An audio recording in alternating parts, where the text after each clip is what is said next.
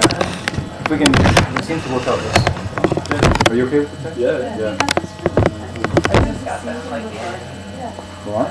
you're on. This one's Russian. ACI 16, class 10, after the break. Okay. I was thinking about while we were having a little dance break, and then Jason came in, did a few fancy moves there, you know, and it was so cool because it so reminds me of, we were talking about the lama, right? And the lama, how you're a dance teacher, am I right? Yeah. How the lama, like,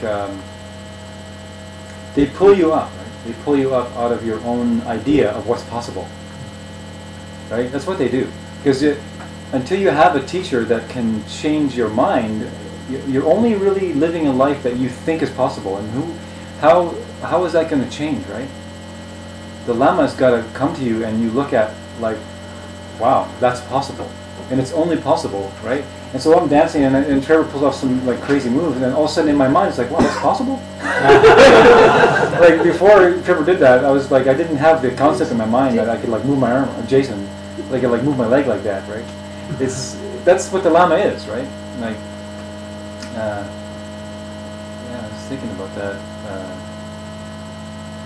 It must be fun to be a dance teacher, like to people come in and you just like show them how to move their body in like really fun ways. Right? It must be. It's just a blast. This opens a door, right? Yeah. It's a pathway to more if you want to make it more. Right.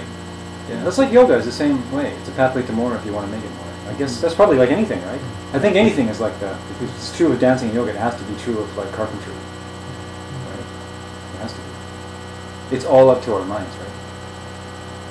Like a great example of that is the four karmas, right?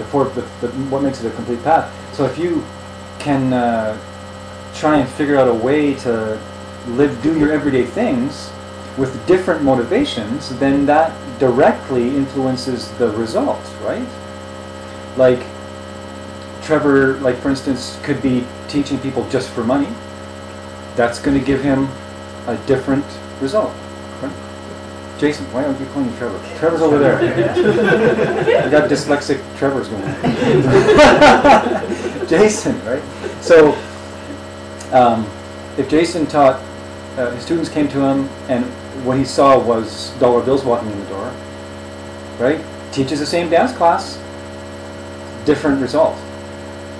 Jason sees people coming in the door and he just sees people that want help, and then he wants to help them, and in his mind is like,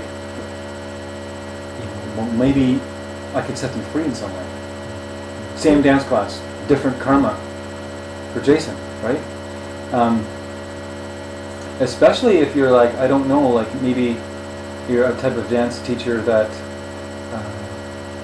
maybe for you it already has become so much more. And you're already like dancing in that reality of it being so much more, and you're like being blown away by reality, and you understand that somehow it came out of this dancing, and someone comes up to you and they're just like really fumbling around, and somehow it's your deepest hope that they come to class enough to get hooked, enough to keep going, enough so that you can, because you can't say it to them, right? You cannot tell them what it is that you know that they want, right? Because you have it, and you know that before you had it, you didn't know what it was, right?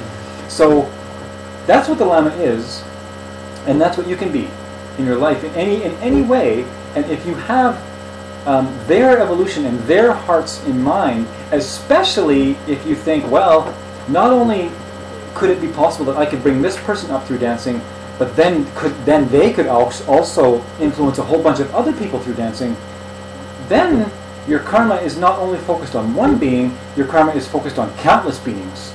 So then you've got, right, like those are like, I don't know, 4 different dance classes. 4 different karmas, all depending on how you're viewing the situation. And that applies to everything that we do, right? And it's all because of the truth of that path of karma. All the factors that are in play. I love it.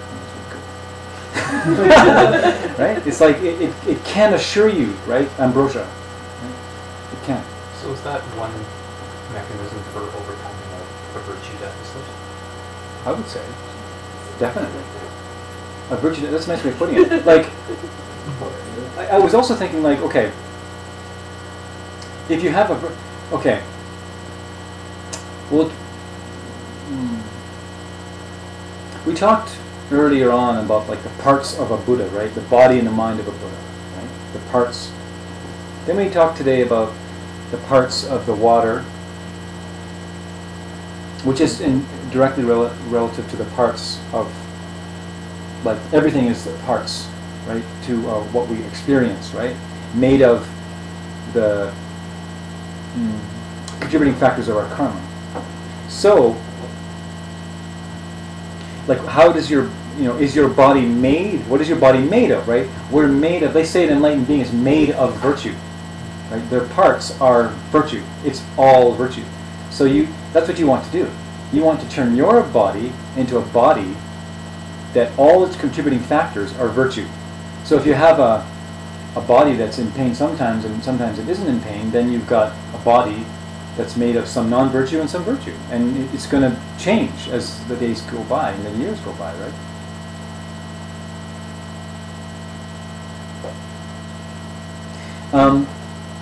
So there's a term that is called the most basic virtue, right? Or the root of your virtue.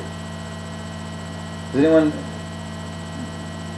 what do you think the root of your virtue is? Kindness. Yeah. I'll put it a different way. It is made of kindness for certain. I guess it's kind of hard to maybe understand it if I just say it like that. It refers most broadly to your entire store of good virtue that you possess. So they call that your root of virtue is your entire store of good virtue. Otherwise known as your collection of merit, right? Or your because it's however big your collection of good deeds so far is that's going to actually ripen into your rupakaya, right? Or your physical body of an enlightened being. Okay?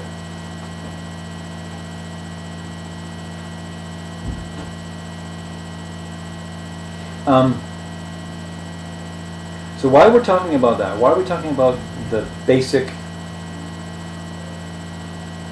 most basic virtue, the root virtue? Because it can be lost. It can be lost. You can be building it up over lifetimes, and then it can be lost. There's a potential for us to lose it. In a way, that makes sense, because how could we have lived, right?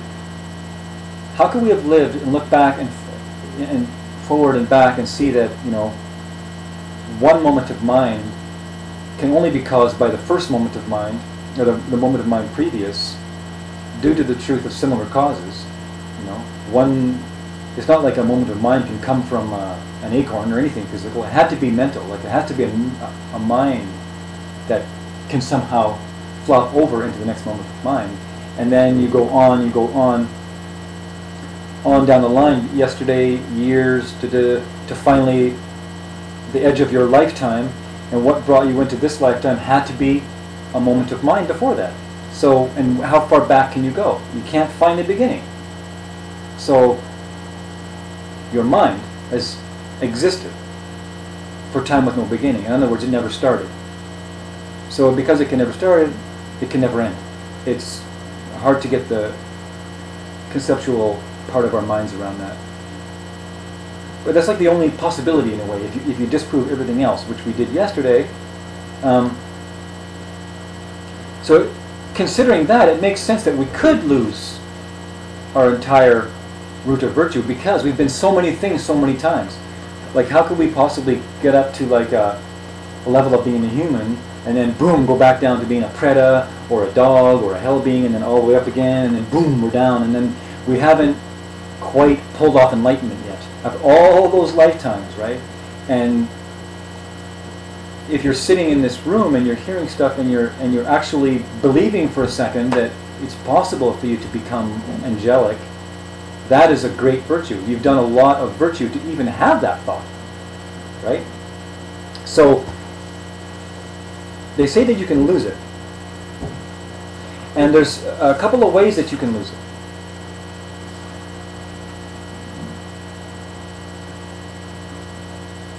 What do you think? What do you think would be maybe a couple of ways that you could lose it? I have this thought though, as you get closer to enlightenment, the challenges become more difficult. They become more like opportunities that you choose to accept or reject. And if you're not accepting, it's almost like a dutiful kind of existence. You almost, when you have a certain understanding, it's almost a responsibility to them to take the virtuous actions rather than to do nothing at all, right? Yeah. The closer that you get, the higher you go up in your spiral, like the more subtle your mind becomes, and so you understand that even small acts, your mind is becoming so fine that you understand that even a small thought towards someone that's jealousy in your mind is also creating something. And then so at the same time, it's becoming easier and easier to make a choice, and that it's not like it becomes to the point where you're not even choosing. You just know it's like a no-brainer, right? You do the virtue, you do the responsible thing, and not out of a hard decision, but because when you're getting up to those levels, you're losing the parts of you have less and less non-virtue, right? And so then it's hard. It becomes more and more difficult for you to experience a negative thing. But is it easier to fall off the path? Well, that's kind of what I was getting at. I was kind of saying it could be like if you aren't making those conscious decisions, like it is easier to do that. But if you choose to plateau, say at a certain level, then if you're stagnating, then that's almost a choice in the non-virtuous direction, right? Okay. Well, it depends how you look at it. I mean, if you reach a certain point, I mean, there are certain places where you reached a certain point, and then they say you can no longer go down, simply because of certain understandings. Like, for instance, if you had a really good understanding of like the idea of where the pen is coming from, and so the whole world is coming from. If you got that really, really in your mind, Yeah, you don't lose that. then eventually, like because of that understanding, you won't drop, right? Okay. But until then, you're like in danger of waffling, right? But what you point out is also a good point, because there is a thing called they call it the higher peace, and it's nirvana, but it's not enlightenment, and it's easy for a practitioner to reach this nirvana plane where they're in nirvana and they live in nirvana, and things are so awesome that there's not a lot of motivation to actually become totally enlightened, right? And that's why we early on we think over and over again about what kind of karma it takes to actually become fully enlightened, and that involves a lot of beings. It involves doing a lot of virtue to a lot of beings, and if you just reach this place and it's just for you alone, you can just plateau for a long time. But you're not doing non-virtue at that point. You've passed that point, but you can just like ride this thing. And they do say that eventually someone will come, like an enlightened being or somebody will come to you and say, like, snap you out of it, and then you will, right? So, But that doesn't answer your question. no, that's a good, Yeah. a very good statement. Were you going to say something, Dan? No. Okay, here's how a couple of ways that you can lose your root of virtue. You can develop wrong views. Like you can have a lot of virtue, and you can be buying this whole dependent origination idea, or things are dependent upon your projection idea, and then suddenly you just change your mind and you just think that, well, karma doesn't exist. Right? Karma doesn't exist. Things are coming from their own side. Things are as they seem. And then you hold that idea for a long time. That they say that it's called wrong view. That can actually cut your virtue, can kill your virtue. Things like enlightened beings don't exist, right? And then your mind clouds with this this view that you have, and everything changes for you, right? You were heading in a certain direction, and then all of a sudden it all changes, and then you start to head in a different direction, right? And the lower schools say that it just gets cut off instantly. The higher schools say it happens gradually, right? It's like your virtue disappears gradually.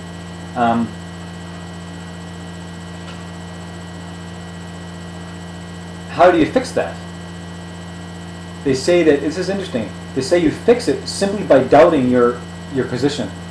They simply go, oh, well, wait a minute, maybe I'm wrong, maybe karma does exist. Maybe things are actually coming from me. And then instantly your virtue is beginning to rebuild. And then at some point, then you reach a direct understanding, or you reach, okay, I buy it fully. And then your virtue turns around and starts to build again. Good news is that that kind of wisdom is very powerful. And so you can quickly rebuild it, especially if you apply wisdom, where reality is coming from. The other way that you can actually blow your root of virtue is you can express intense anger at a bodhisattva. And that means like a real bodhisattva, so like a Jesus, right? Or someone who has seen emptiness directly. Someone who has seen the nature that pen doesn't come from its own side in a direct way, in meditation. So for a person to pull something like that off, that means that they have spent lifetimes moving towards that one moment, right? And they have meditated and done lots of service to teachers, and they've taught people, and they've helped as much as they can in order to plant the right kinds of seeds for their mind to flop out of this desire realm into the lowest platform of the form realm and see emptiness directly. So they like disappear from themselves for a second, they join with ultimate reality, and then they come back down, and then reality asserts itself again, but they no longer believe the appearances, right? They are no longer fooled by appearances, although they appear to look the way they used to. You can't believe it anymore. So that kind of a being is a very special kind of a being. And if that kind of a being also has the wish for all other beings to be happy in his heart, or her heart, if that's a very, very high karmic object. So whatever you do around that person is loaded, right? If you make them offerings, it's a very high offering. But if you treat them badly and extended periods of intense anger, they say that can just like wipe out all your virtue. And how they say you turn that around is then you do your best to see every living being in your life, every being as some kind of high being, right? That's how you turn it around. You replant the karma by doing your best to see everyone as holy teachers. They say that you get that karma even if you don't know that they are, like an Arya or an Arhat. And I think that's there so that we're careful, because we don't really know. So don't get angry at anybody, right?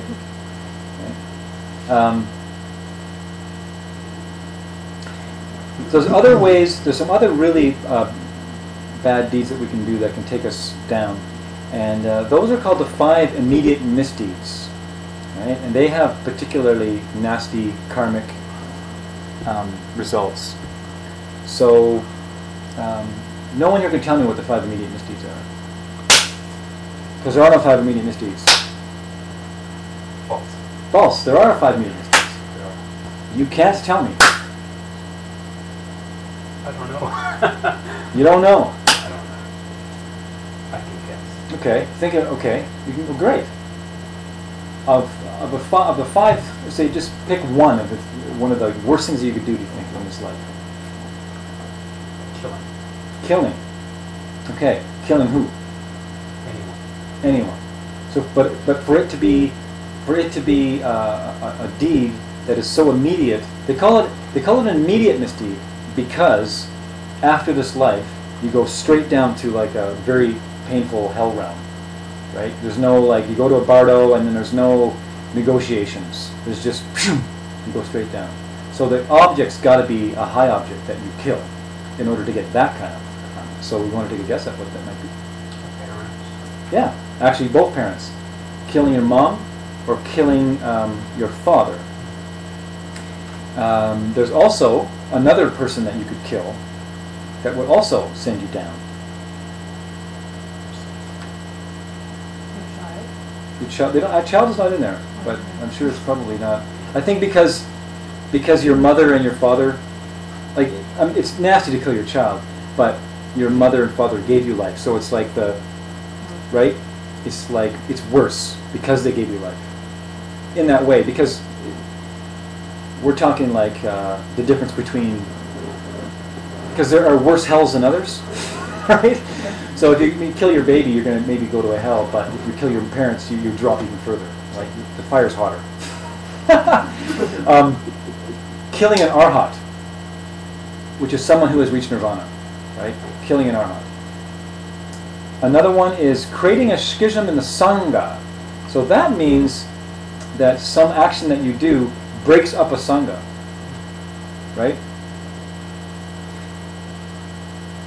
And they say that is particularly bad because of what you've done, right? You've smashed apart people that are teaching. You can see how, well, that would be nasty, right? And then the last one is drawing blood from a Buddha with evil intent. Okay, so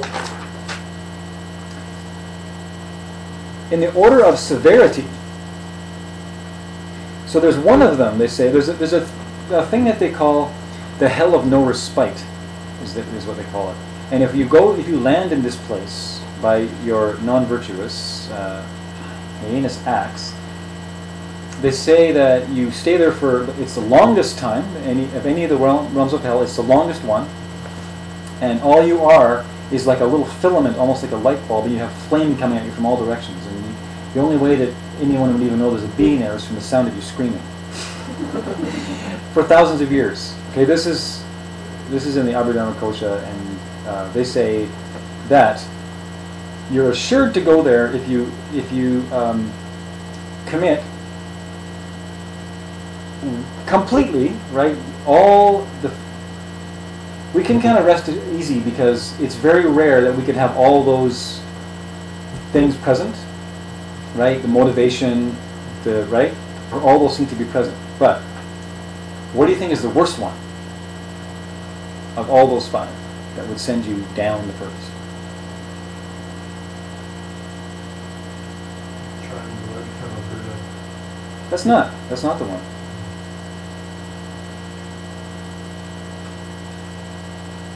What would do the most damage to like all of like humanity? Schism in the Sangha. They say that's really, really nasty, right? And for us, like, we're not going to be, but for us, like, the most, we kind of have to watch our minds around what we do, like in a Sangha. Like, you'd be like flirting with that, even like, not flirting with it, but if you're jealous of another teacher, or you're making judgments of other people in the Sangha, or you think this person's behaving badly, and it's just in your own mind, right? It's a particularly potent ground, right?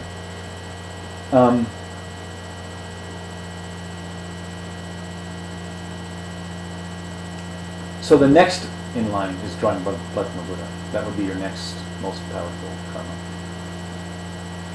And then from there on, the next one down is killing an arhat. And then finally killing your mother, and then your dad's at the bottom. Good old dad, he's like not as important as the rest of everybody else, somehow, karmically. You know. Somehow your mom has just got a little bit more of an edge. She bared you. She bared you, exactly. She did bear you. He did a little bit of work at the beginning. That's right. He did a little bit of work. Yeah, and then she fed you, right, from her own body and all the rest, right?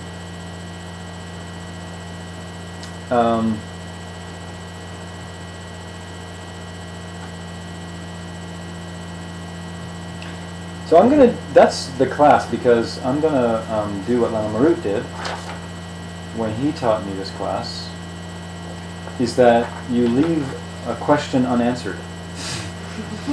There's one more homework question here that I didn't say,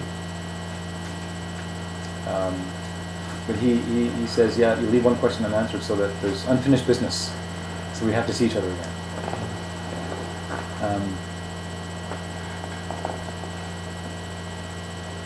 So, are there any questions before we wrap this whole thing up? All right. Can you feel it? Can you feel it? We did it. We just did ACI 16 in like how many days? 4 days. So 3 classes a day. 3 classes a day for 3 days. So really, we did the bulk of it in 3 days. You know, like today was like a vacation or something, right? One thing is a new no thing. Right? So we don't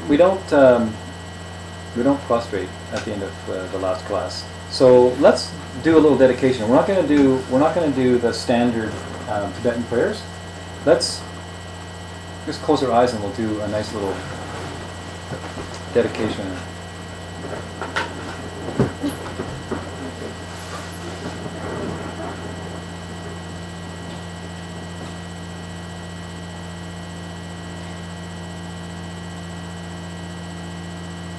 So think for a second of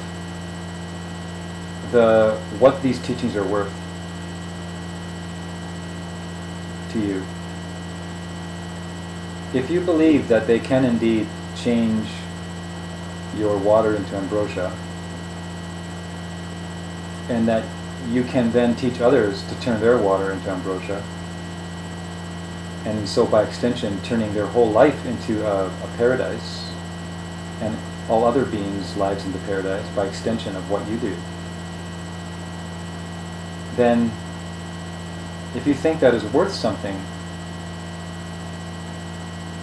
come to the understanding that it's worth more than money could ever buy. There's not enough gold on the planet that could buy that. So in your mind, just offer up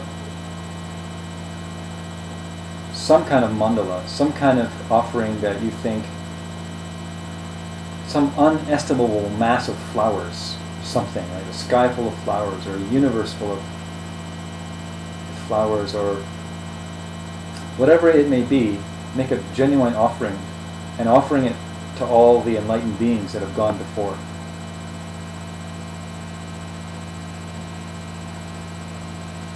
Offer it for the divine words that free all beings.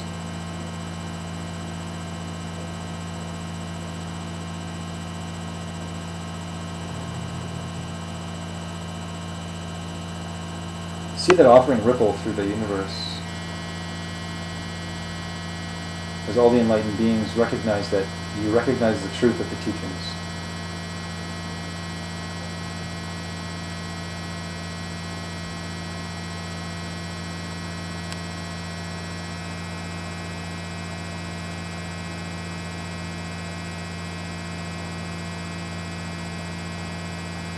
And then decide that you'd like to dedicate whatever goodness that you have done through this whole process, either whether it's just today's class or whether all the classes, whatever it may be.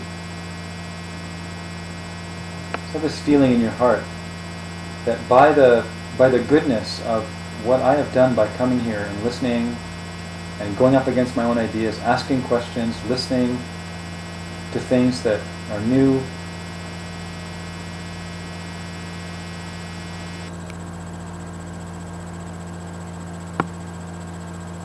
think that by the goodness of what I have done here, may many, many beings benefit. May many, many beings benefit. And just have that great wish in your heart. By the truth of what I have just done, may every living being become perfectly happy. The kind of happiness, the only kind of happiness that can last, and that is happy for no apparent reason. May everyone be happy for no apparent reason. And let that ring out through the universe. And then finally feel that energy in your own heart as it comes back and settles into your own mind. And thank you for being here.